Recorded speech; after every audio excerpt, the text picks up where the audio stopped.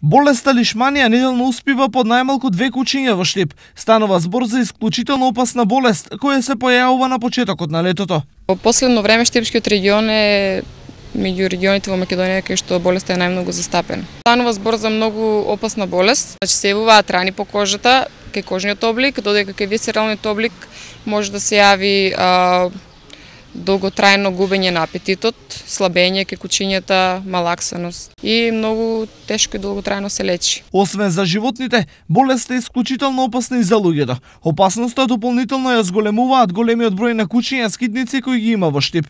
Шетат и болни, некои заразени и страшно и за деца, за такова.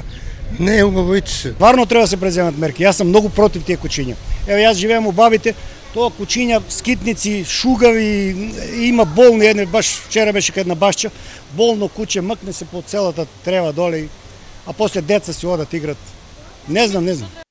Од друга страна, кога кучињата скитници се во прашање, законот и ги врзува рацете на општината, па таа освен да распишува тендери, не може ништо друго. Проблемите можеби и тоа што нема заинтересирани субјекти на отворените повици за тендерска постапка за ерадикација на кучиња.